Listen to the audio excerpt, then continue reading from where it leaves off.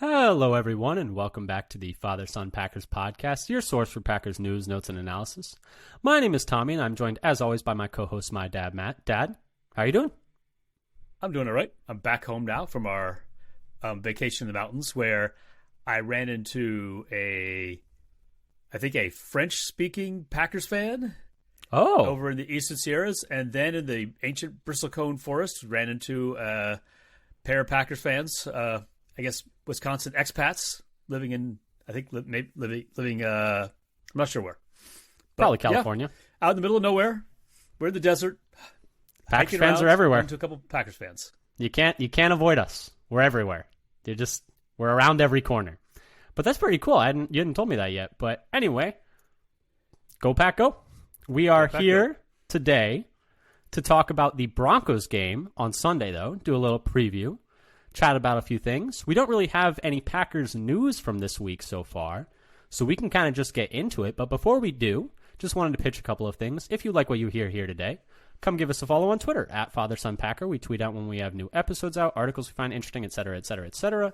So come check that out. We also are going to start tweeting out data that we find interesting leading up to the games, kind of give you some context around a lot of the stuff that we're already going to talk about here, but maybe some stuff that we just didn't find a spot to include it. So come give us a follow there. Get some more information. Always good to stay informed as Packers fans. And then come on and subscribe to us on your podcast platform of choice, whether that's Apple, Spotify, Google, we're everywhere. We even put all our episodes out on YouTube if you want to subscribe to us there. It would really help our numbers. So yeah, come check us out there. Come check us out on Twitter, etc., etc. But Dad, should we get into the injury report? Like I said, not a lot of news and notes around the Packers this week. No, except a monster injury report. Yes, a monster injury report for the Packers this week. Coming off of a bye, so what the hell, man, I guess is all I have to say. Going to read it off here. For the Packers, well, I'll start for the Broncos. So for the Broncos, they're only going to have one player with an injury designation. That is Greg Dulcich, tight end. He is going to be out for the game. For the Packers, on the other hand, though, going to read it off. They have one player who is doubtful, and that's Devondre Campbell with the same ankle injury that's held him out previously. And then I'm going to get my, the people that read off all of the symptoms at the end of a pharmaceutical ad. I'm just going to get ready for that.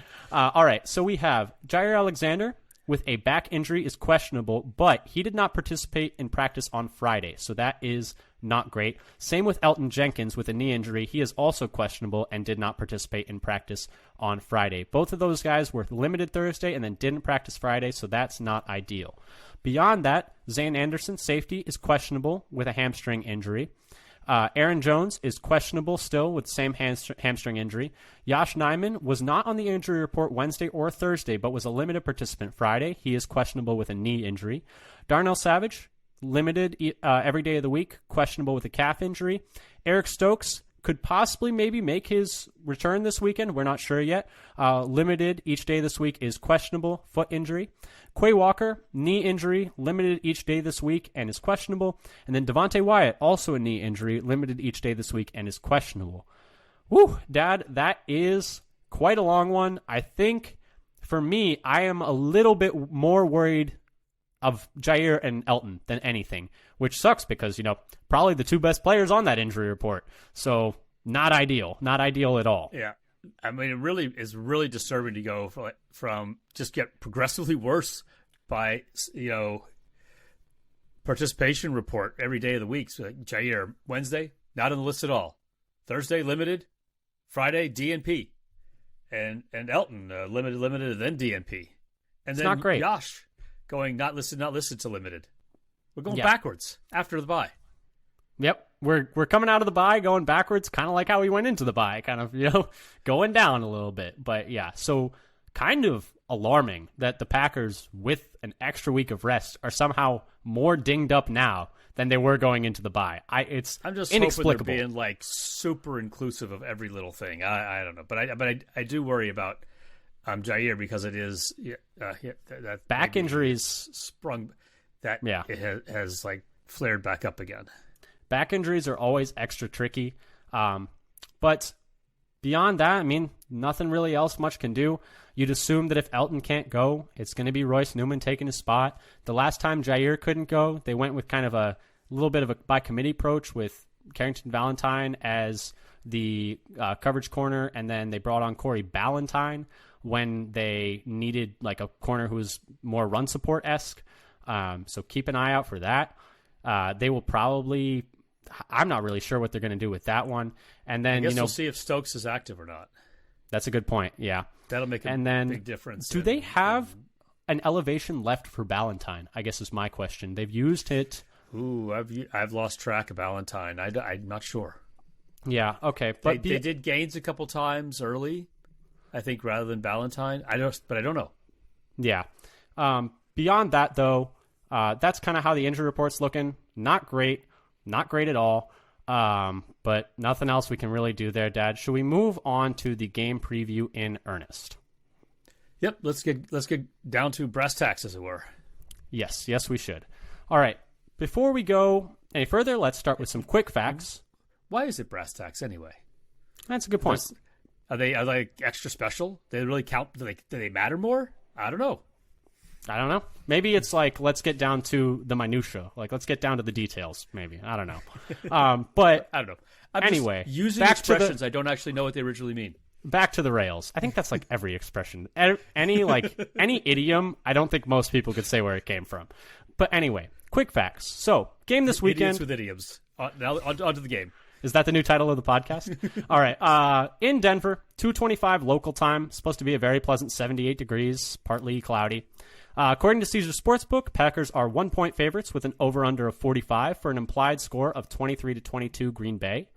That, kind of makes sense. Packers on the road here favored, a little surprising maybe, especially at elevation where, Denver, that home field advantage is even more real than any other home field advantage in the NFL. Keep an eye on Packers players. You might see a lot of huffing and puffing out there without much oxygen. Keep the oxygen ready for them on the sidelines, especially for those big fellas. But yeah, so Dad, that's the quick facts. Keeping up with the Joneses, though, let's talk a little bit about what's going on with the Broncos. So for the Broncos, they had pretty high expectations coming into this year with Sean Payton coming in to take over the team and hopefully fix some of the issues that plagued them last year. Like we talked about, they had a really, really poor season last season. I'm sure everyone knows. Coming into the year, per Vegas Insider, they had an over-under to open the season of 8.5 wins, but things have not quite gone to plan, we'll say. They're really struggling so far this year. They are 1-5. They have yet to win at home. Their only win so far is a late-game comeback against the Chicago Bears, and their over-under has fallen all the way down to 4.5 wins per Vegas Insider. So that's quite the slide. And you could say that win against the Bears shouldn't even happened. Yeah, the Bears completely fell apart at the end, essentially, is what happened in that game. And while the Packers are coming off of a bye, not that it has helped them very much in the rest department, the Broncos are coming off of a mini bye after their loss to the Chiefs on Thursday night last week. So rest would be about even. And the Packers were on Monday night too, so it was only a 3-day difference. The Packers get their bye, and they only get a 3-day advantage in rest. It's like minimal. Yeah, and I did just double check. He is out of elevations. Corey Ballantyne is. Ballantyne is, okay. Ignore what we said about him possibly being an answer there. That was per PackersWire.com. However, overall, on the year, the Broncos rank on offense 17th by DVOA, 20th in passing, 11th in rushing per FTN. They are 16th in EPA per play, 20th in dropback EPA, 16th in rush EPA per RBSTM.com. And they are 16th in success rate, 14th in dropback success rate, 17th in rush success rate. So they're kind of middle of the pack on offense.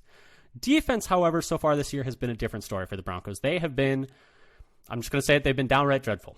32nd by DVOA, 32nd in passing, 31st in rushing, 32nd in EPA per play, 32nd in dropback EPA, 30th in rush EPA, and 31st in success rate, 32nd in dropback success rate, and 19th in rush success rate. So, I guess they at least got that going for them. But, Dad, this team has underperformed, I will say, has not been a very good team so far this year.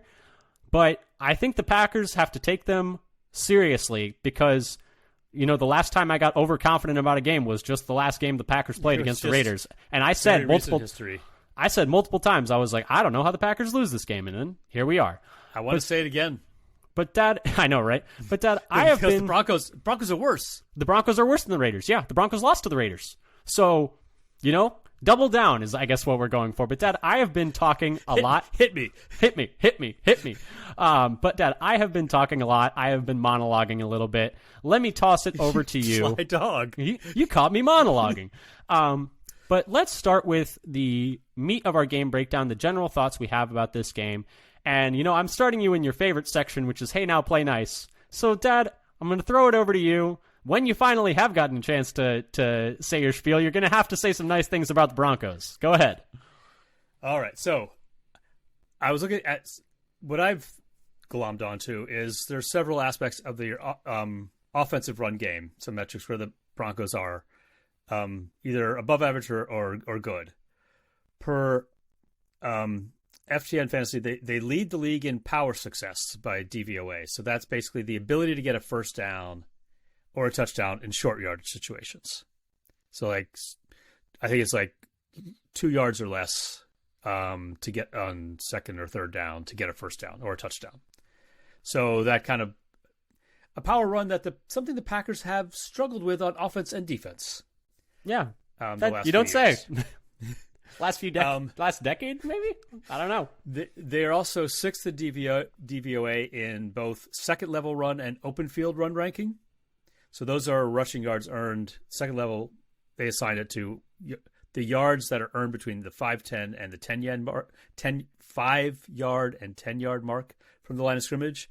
And then the open field, if it's anything more, the yards that are earned past 10 yards on an individual play on a run. So these are intended to measure the contribution of the running backs instead of the O-line on the run play. They are also fourth in the league in yards per rush attempt per Pro Football Reference. 4.9 yards per attempt. Green Bay, for comparison, only gets 3.5 yards per attempt. So we get that many? We sure? That might include more of the run. That might include Jordan Love in that one. I think that statistic was not running back specific. I don't think. I'd have to look. I have some running back specific ones later. But yeah, that's maybe one of the strengths is they have some good running game, some good run game, and some running backs who have been performing well. Yeah, and for me, the positive that I had is that Russell Wilson has bounced back this year after the worst year of his career last year. You may assume because the Broncos have struggled so much that he is still struggling as well. But that is not necessarily the case. So last year, so first I'm going to actually, unfortunately, have to say some bad things. But last year, per RBSDM, he was 31st in EPA per play, 41st in success rate, 35th in completion percentage over expectation, 29th in PFF grade, and he also averaged only 18.5 rushing yards per game and 5 yards per attempt per Pro Football Reference. But this year, on the other hand, he has gone all the way back up to 12th in EPA per play, 11th in success rate, 5th in completion percentage over expectation. Last year, he was also 29th in PFF grade. I forgot to mention that. This year, he's 17th in PFF grade. And he's up to 25 rushing yards per game, which is 9th in the league amongst quarterbacks. And then 6.8 yards per attempt, which doesn't qualify because he hasn't had enough attempts. But if you were to include him, he would be first among all quarterbacks per Pro Football Reference. So Russell Wilson is actually playing some decent football right now. Much better than last year. He doesn't look like he's completely fallen apart. So they do at least have that going for them. But Dad, that's a couple nice things we have to say about the Broncos. What are some things, though, that perhaps you are nervous about? Maybe some parts where the Packers might have some specific vulnerabilities to the Broncos' plan of attack. So mine is related to the strength that I saw for Denver, and that's I'm nervous about long runs by the Denver running backs. So I looked through, started with the data from Pro Football Reference to get long runs for each running back and calculated basically long runs per attempt. So that being runs over 10 yards. So I just chose the 10-yard cutoff. Among running backs with at least 10 carries, Jaleel McLaughlin? Jaleel McLaughlin, yeah. Is 5th in the league in percentage of runs going for 10 yards or more. P. Ryan is 17th, and Javonte Williams is still above average at 26th out of 82 qualifiers. Let's compare that to A.J. Dillon, who is 70th, and Aaron Jones is 77th, basically tied for last with 0. Yeah, Long not great runs. for us. Not great for us. But you didn't need to take a shot at the Packers running game there. I guess a comparison of how good they are. Fair enough. I suppose. Fair enough. Meanwhile, Green Bay is 26th on defense in the second level run. So second level run defense by DVOA. So this is one of the cases where one of the Broncos' strengths aligns against the Packers' weakness. Plus, Green Bay is only 26 in adjusted line yards on defense against the run. So it may give the Broncos running backs more opportunities to get into the second level and then gain extra yards on their own, to get past the line of scrimmage and then get extra yards on their own. So that's something that makes me a little nervous, is them getting loose and running wild in our defensive secondary. Yeah, and adjusted line yards, that's per FTN, as same place as DVOA. For me, I also had something to say about their running backs, but for me it was the way that Denver uses the running backs in the passing game. And all the data here is per PFF. I did a few calculations on my own. But so per PFF, the Broncos are third in the league in targets to running backs, first in the league in receptions by running backs, and second in the league in receiving yards by running backs. And all that is despite actually being about middle in the pack in routes run by running backs. And then on the other side, per footballdb.com, the Packers have allowed the fourth most targets per game, fifth most receptions per game, and fifth most receiving yards per game to running backs. So running backs... You know what I want to say of that in our favor? What? They're giving their rank in actual receptions given up is better than their rank in targets. That's true. I suppose that is true. But my point being essentially just that Denver will heavily use the Broncos running backs in the passing game, and the Packers have kind of let teams use running backs in the passing game. So kind of they're going to zig, and we're going to let them zig, I guess. But yeah, so that's something that I'm slightly concerned about. Yeah, maybe when you're playing defense, when somebody zigs, you don't want to zag. Go the opposite direction. I guess, I suppose, maybe. But anyway, so that's something that I'm at least keeping my eye on. But Dad, let's kind of move on to maybe a more optimistic view, and let's talk about a few exploitable weaknesses that the Broncos might have. For me, the one that I was going to point out specifically was that they're pretty soft in the trenches on defense. Per ESPN, they're 31st in pass rush win rate and 32nd in run stop win rate, which, woof. Per PFF, they have the fewest pressures in the league for any team, and then they're 21st in D-line average depth of tackle on run plays per PFF as well. So, not great. Not great in the trenches for the Broncos defense. Dad, what did you have as maybe some exploitable weaknesses for the Broncos? So, basically, it's really their defense, which is bad all over. So, I piled on and have two different things with multiple parts to each. I know that was very hard for you to do. You really felt that in your soul, piling on the Broncos. It was kind of easy. So they're bad at all kinds of run defense metrics. They're 32nd on defense in running back yards per carry per FTN Fantasy. They're 30th in second level running back yards and 32nd, so dead last in open field yards to running backs. So they have a similar weakness there as the Packers, except I think they're even worse. Yeah, which is hard to imagine, isn't it? Imagine the Packers' run defense, but substantially worse. And now imagine something worse. And they're 27th in adjusted line yards to running backs even. So also worse than Green Bay.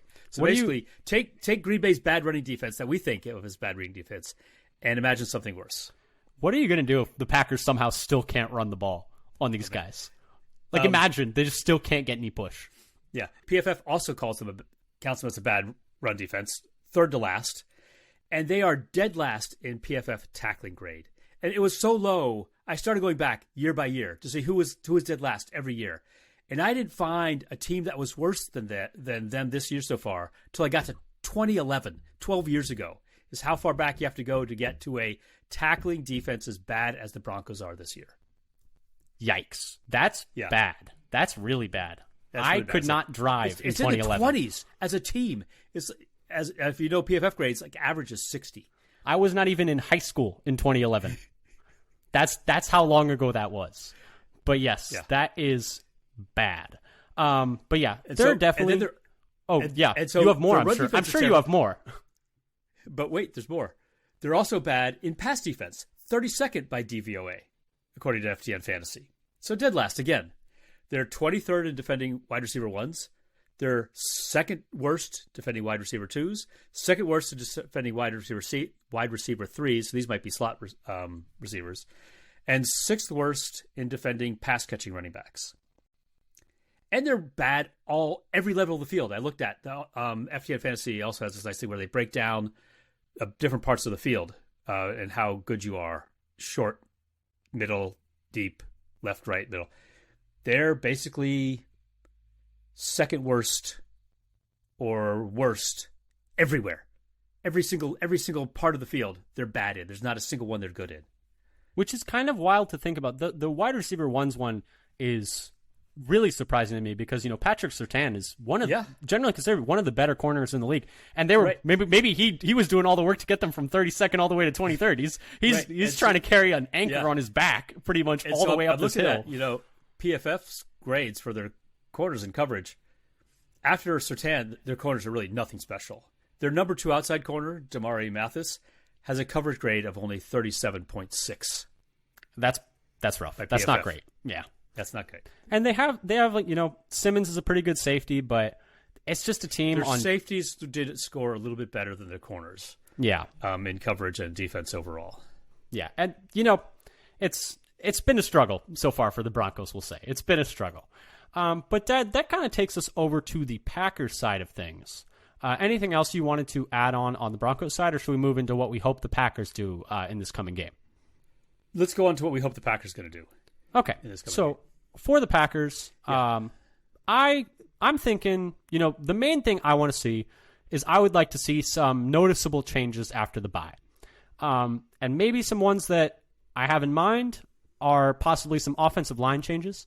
Nyman instead of Walker for run blocking is something that I've kind of been thinking about. Now, Andy Herman had his happy hour today for the Pack-A-Day podcast, and he was fielding questions, and one of the questions that I asked was essentially like, what would he think about putting in Nyman over Walker? And he was pretty much like, well, Nyman's not under contract after this year. You kind of would rather have Walker like get some development there because he is, and Nyman probably won't be back, which fair, but if they feel like the offense itself is tanking because they can't run the football, I think putting Nyman in at left tackle might be able to help that. He was much better at run blocking last year than Walker's been this year. Walker's been their worst run blocker so far this year. And then the other thing is, like to see more inside zone. Feels like they can't run outside at all. And as we talked about in the bye week wrap-up episode, bye week breakdown episode, we'll say, they're running way more power each year the last 3 years, including like 2 years ago, last year, and this year. And I just feel like they're not quite very good at it. So I'd like to see some more inside zone. I know outside zone's the one that everyone thinks of, but the Packers have not been able to run outside much at all. So maybe don't do that. Dad, what do you hope? At least stop pitching it wide or doing the end around or whatever. That's losing you 8 yards every time you try it. Okay, that drive's over. It might as well have been it's a holding penalty, except you also lose the down. Yeah. And I noticed you seem fine with the option. It sounds like you didn't mention that sounds like it's still on the table for you. You didn't say to get rid of that. Get rid of the option. It sounds like you're on board with it. The option where yes, it sounds like you're great with that, which also loses 10 yards. That's also similar. Yeah, let's have the old style college option with Love carrying it. They've ran it. And it has, we'll say, not worked. Not worked at all. They need to do like a wishbone. They need more guys in the backfield to pitch it to. Yeah, more pitching. Let's go back 5 decades. Pitch it even more. Pitch it further back. Yeah, I would like to maybe see some like end arounds though if you're gonna run it outside. Although they just haven't blocked them up very well, so it's like maybe not. Maybe even. Rather than the going deep with that, maybe the jet motion where you're giving it to them close to the line of scrimmage instead of starting them off 8 yards back. Yeah, but that hasn't been blocked very well either. I feel like just like, the guys on offense are just not getting a very good beat on the snap, and so they're almost getting passed by almost instantaneously on the outside there, and the guy doesn't have enough room to turn the corner. But, I mean, I think they should at least try it, and hopefully they've cleaned it up a little bit. But I don't know. That was just my thoughts on... The thing about that is, why does it always feel like we're outnumbered? Every time we go outside, or anytime we run outside, 8 defenders waiting for the tackle, and we got like 2 blockers trying to take care of them all. Well, it does make you. How much are we tipping our hand? They know to just start flooding over there on every one of those plays. Well, it certainly is possible that us not having that problem last year and the years prior might have been a Rodgers thing. He was one of the best ever at reading defenses pre-snap, and perhaps he checked them out of those looks where Love, with less experience, I mean, not on him, like you would expect him to have less experience and not being able to read a defense quite as well. Maybe that's an artifact of that. Who knows? So here's a question to posit. Is it that he's not able to read it, or he's not given the freedom to read it? I would guess the first one. But if he's not given the freedom to read it, I mean, then LaFleur should be the one to be doing that. But I digress. Dad, what do you hope the Packers, how do you hope they approach this game? So it's kind of, I want to see them establish the run inside. The Broncos' defensive line is not particularly strong against the run. Basically, if you that's putting it gently. But I mean, as the whole defense, they're bad. But also the defensive line, basically from most snaps to least snaps, so like they've got one defensive lineman with a basically average grade, 61.6, and all the rest are below average in run grade. So I think I'd like to see, and I think that's something that if it's Dillon, he does more effectively running up the middle than trying to go wide. And I think they could have more success running there. And then the other thing I wanted to do is something I don't know if I feel like we've not done this much. Find their weakness and hit it and hit it and hit it and hit it and hit it. And by that I mean find who Mathis is guarding and throw it up and just throw it to that guy all the time. If it's Watson or Dobbs, just pick on him. There's no need to test Surtain. You don't need to do it.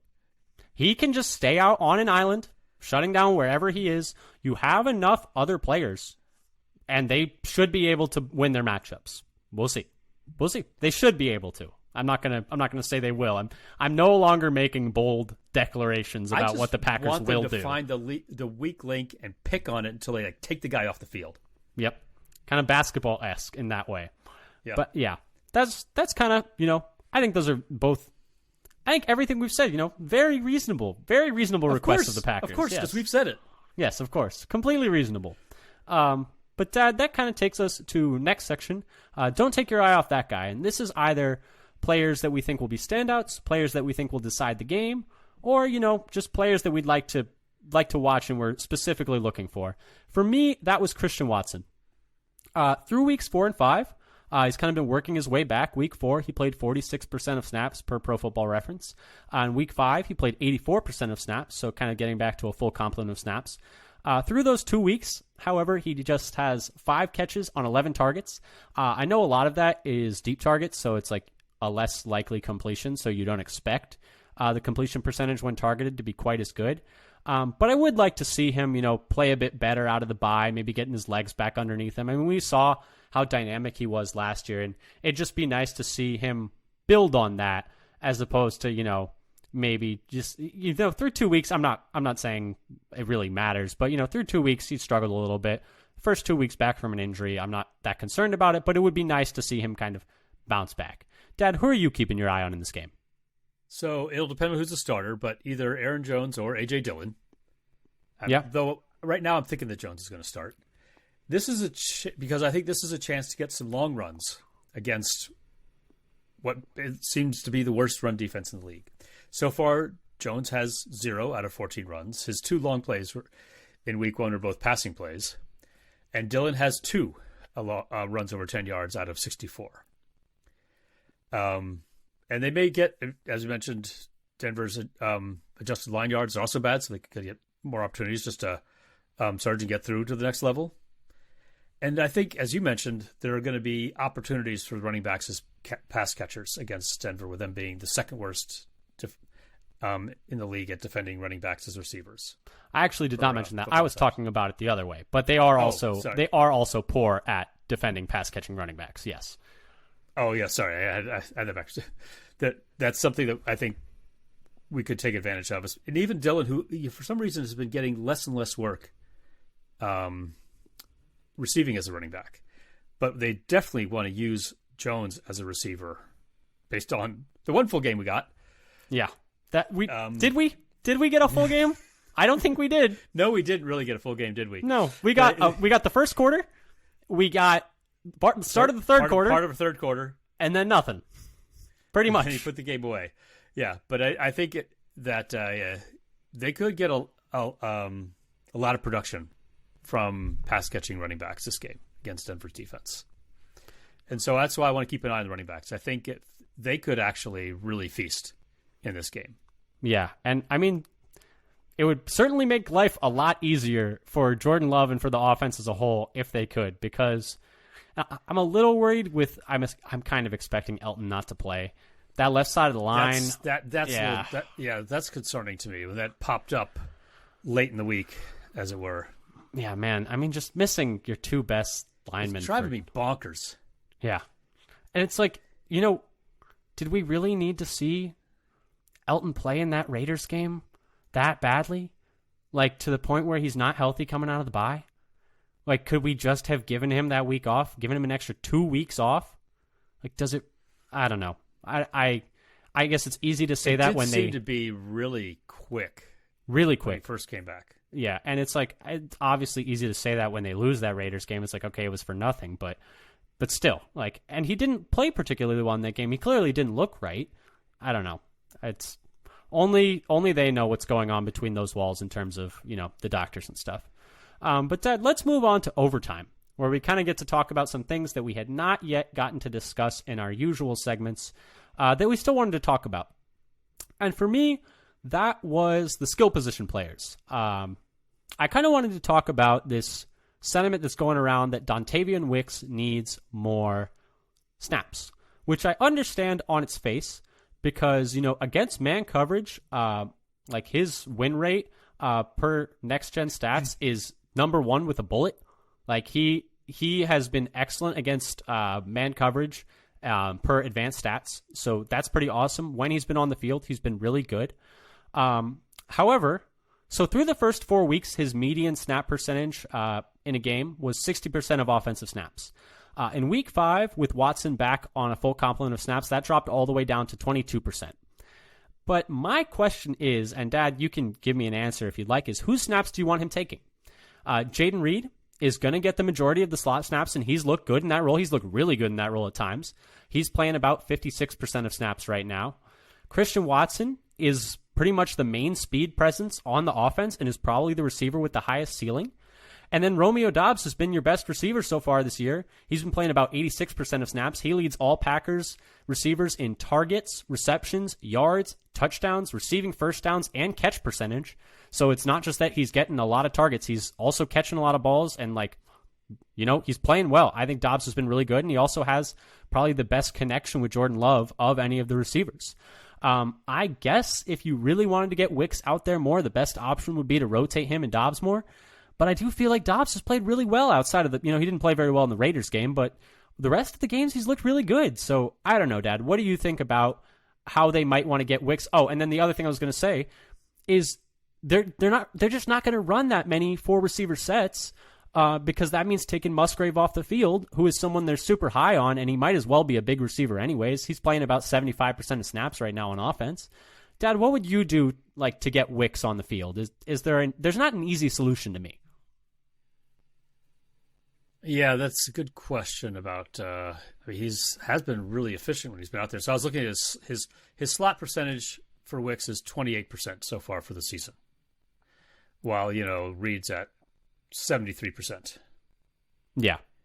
So Reed's been taking pretty much the majority, like almost all of the slot work when he's been on the field, and I don't know how is the thing. It's like when you have all these young guys, they all need development. So it's like, oh, just take off one of the old guys. Like there is no old guy no old guy for him to take his spot. Everybody needs development.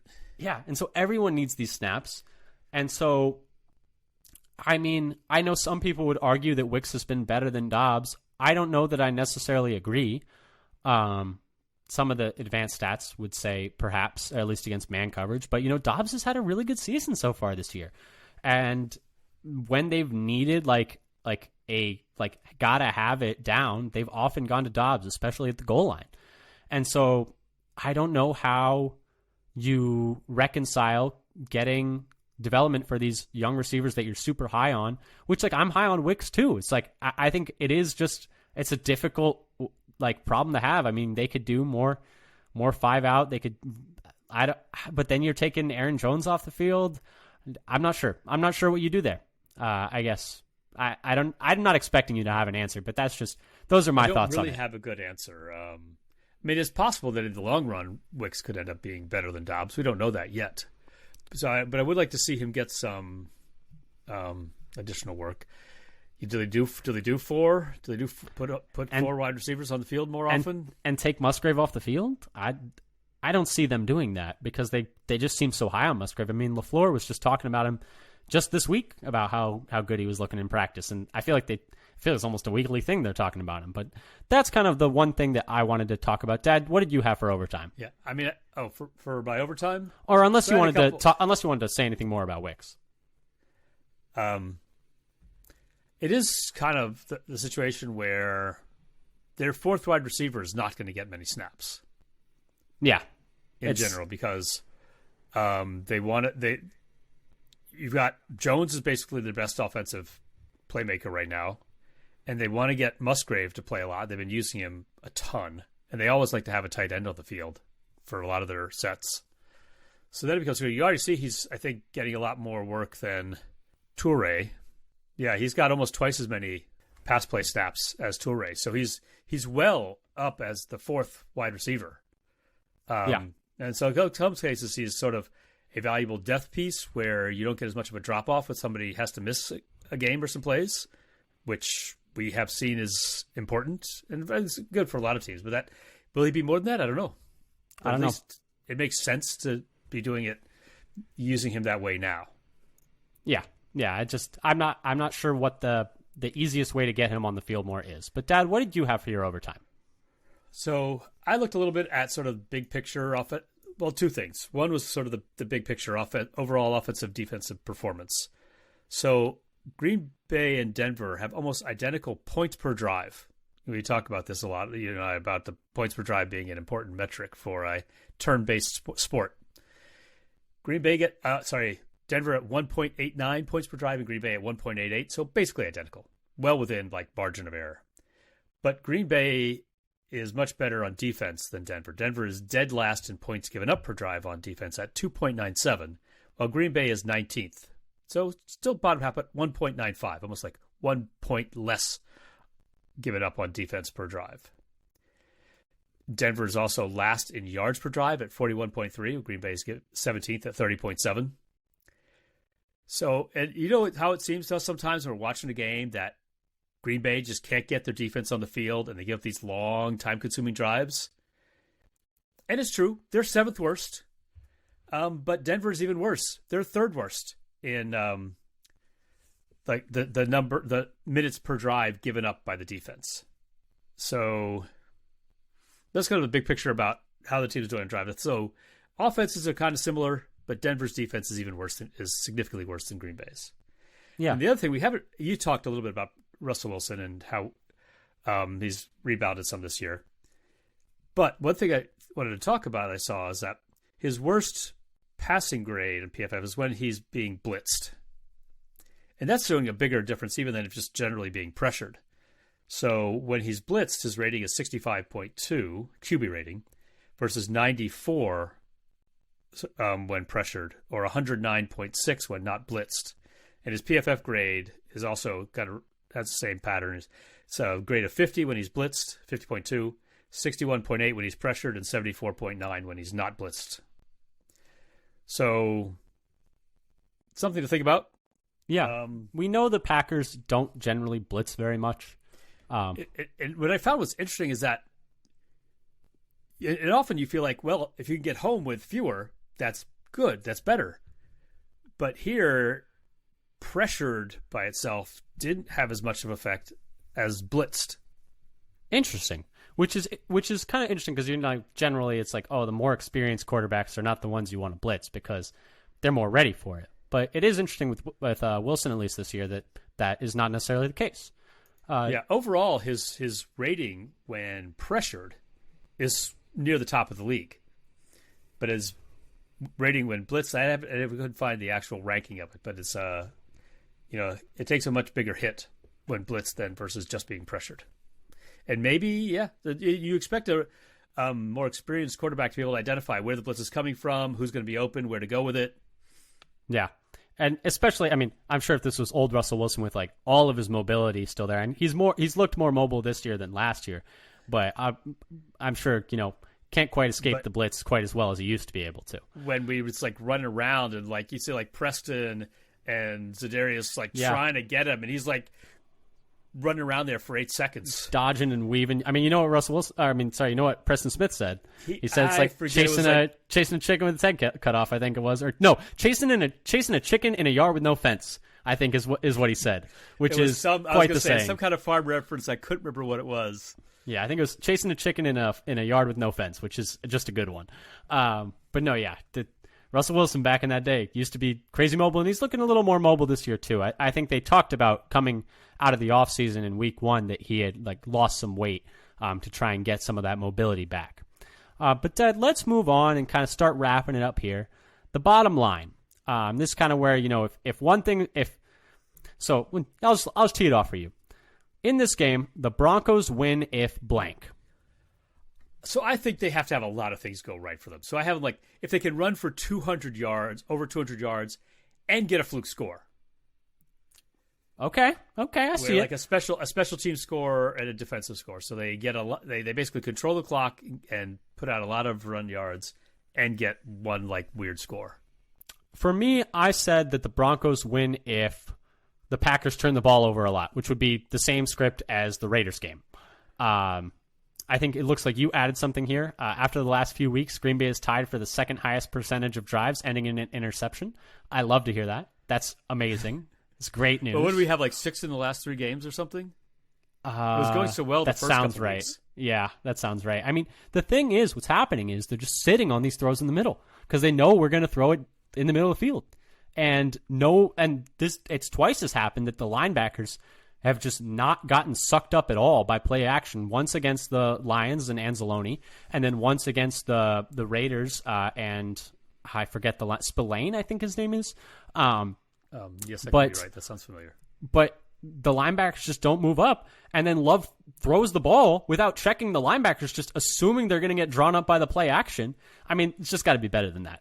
But that would be how I think Denver would end up winning this game. Dad, the Packers win if blank. So I was like, if they could stop Denver from running, I mean, if they could slow down Denver's running game, I don't know what that's Denver's, I think, biggest advantage. And I don't expect the Denver D to be able to slow down the Green Bay running and passing attack, both of them. So if the Packers could stop and hold the Denver running in check, then I think they win the game. So let's say under 100 yards, then I think they win. Okay. For me, I had the Packers win if just they can run the ball. If the Packers can run the ball, that means they don't need to pass as much, which means they're not going to turn the ball over as much, probably, knock on wood. And the main, I think, avenue for Denver to kind of capitalize on a messy game kind of goes away if the Packers can just handle things on the ground and just, not have to worry about taking big risks. But, Dad, that's the bottom line. Let's start wrapping things up here. Score prediction, what do you got? So, since both these are bad, even though you might think both teams are bad so they wouldn't be able to do much, I think there'll be some points scored here, and I have the Packers winning 20-17 over the Broncos. Okay. I have the Packers winning 17-13. I think this game is going to be ugly. I think this game is going to be borderline unwatchable. If you are not a Packers or Broncos fan, please don't watch this game. I beg you. I beg you not to watch this game.